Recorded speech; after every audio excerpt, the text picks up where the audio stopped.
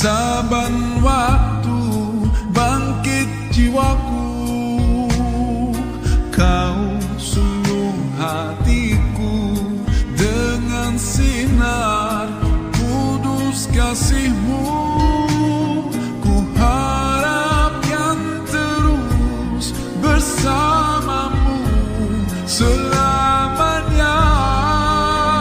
Ramadan, Ramadan, Ramadan di hati. Ramadan, Ramadan, ku mohon usah pergi.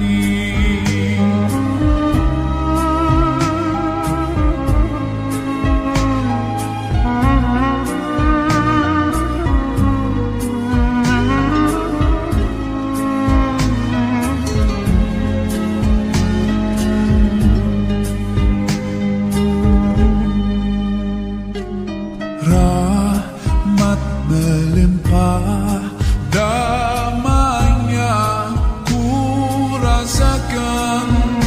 Ramadan, bulan Al-Quran, mendidik jiwaku, menyuburkan iman. Ku harapkan terus bersama-Mu selamanya. Ramadan, Ramadan, Ramadan di hati. Ramadan, Ramadan, ku mohon usah pergi.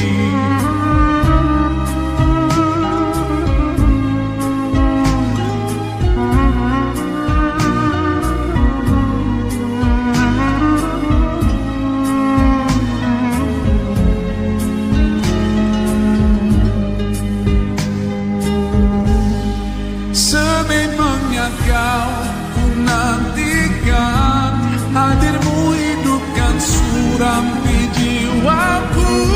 Dan ku berjanji akan ku teruskan semangatku itu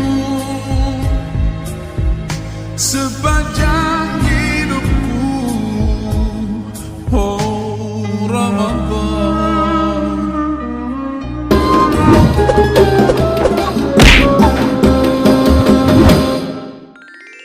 Kisah Uwais Al-Qarni, pemuda yang terkenal di langit. Kisah ini bercerita tentang seorang pemuda bernama Uwais Al-Qarni yang hidup pada zaman Nabi Muhammad SAW. Nama Al-Qarni yang disematkan padanya memiliki arti yang dalam bahasa Arab, penghuni langit.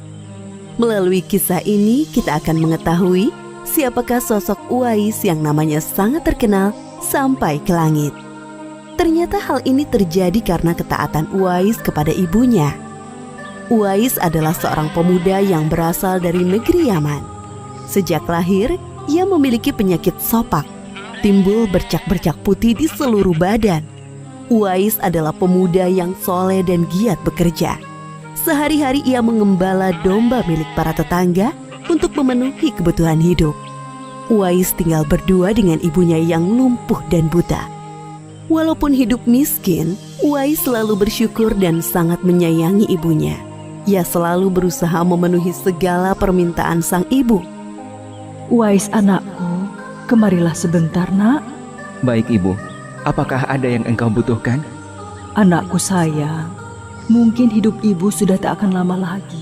Ada satu keinginan ibu yang ingin sekali terwujud. Jangan berkata seperti itu ibu.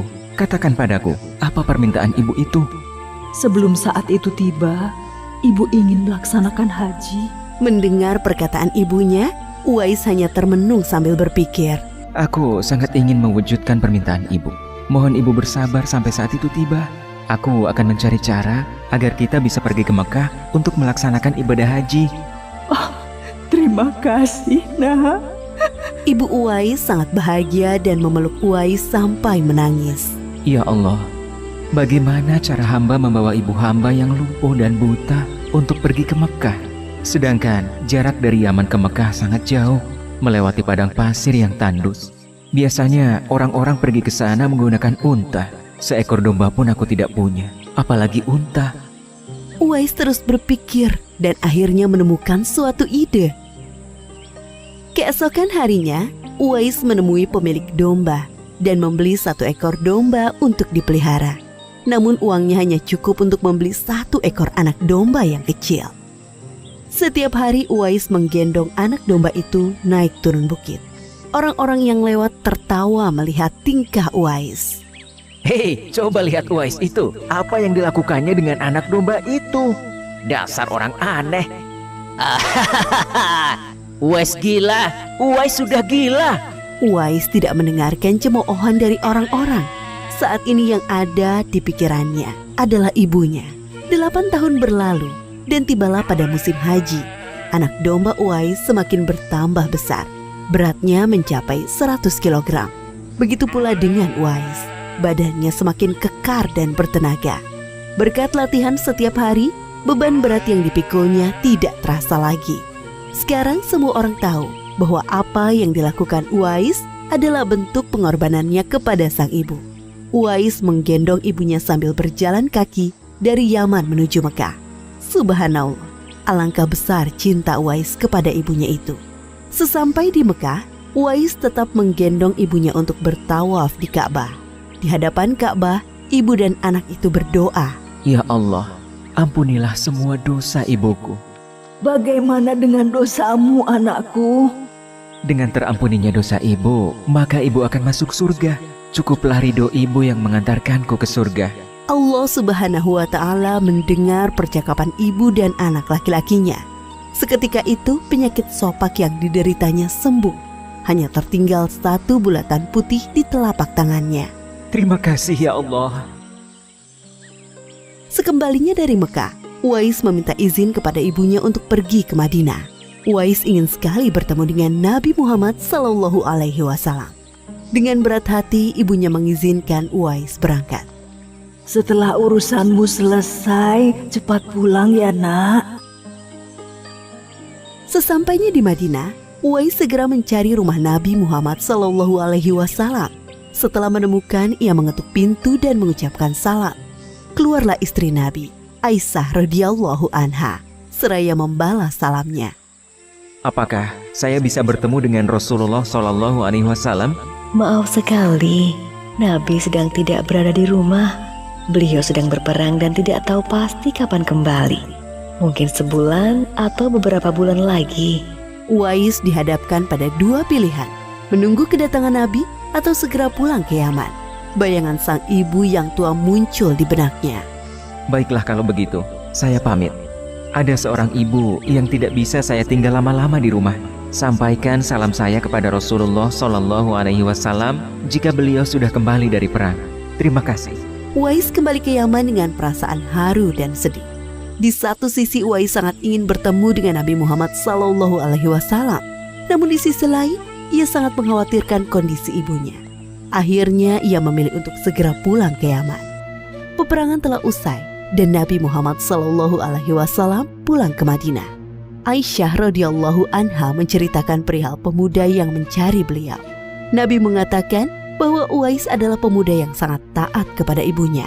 Karena ketaatan kepada ibunya itu, nama Uwais sangat terkenal di kalangan penduduk langit. Seperti yang tersebut dalam hadis Sahih Muslim Syarah An-Nawawi nomor 2542, dikatakan bahwa sebaik-baiknya tabi'in adalah Uwais Al-Qarni. Saat Nabi Muhammad SAW berbincang-bincang dengan Umar bin Khattab dan Ali bin Abi Thalib, beliau menceritakan tentang sosok Uwais. Apabila kalian bertemu dengan Uwais, mintalah doa dan istighfar kepadanya. Dia adalah penghuni langit. Perhatikan di telapak tangannya ada tanda berwarna putih. Dulu sejak lahir ia menderita penyakit sopak. Namun atas kesalehan dan ketaatan kepada ibunya, Allah Subhanahu wa Ta'ala menyembuhkan penyakitnya. Sampai pada akhir kematian Uwais, terjadi hal yang menggemparkan. Banyak sekali orang yang hadir mengurus pemakamannya. Orang-orang itu adalah penduduk langit yang dikirim oleh Allah Subhanahu wa Ta'ala. Subhanallah, Maha Suci Allah, sungguh mulia sosok Uwais ini. Demikianlah kisah Uwais Al-Qarni, pemuda yang namanya terkenal di langit. Karena ketaatan pada ibunya, Allah Subhanahu wa Ta'ala meninggikan derajatnya. Dalam kisah ini dapat kita ambil pelajaran berharga bahwa kita harus berbakti kepada orang tua. Semoga kisah Uwais Al-Qarni ini menjadi pengingat agar kita selalu mendoakan kedua orang tua di setiap waktu dan menambah ketaatan kepada mereka.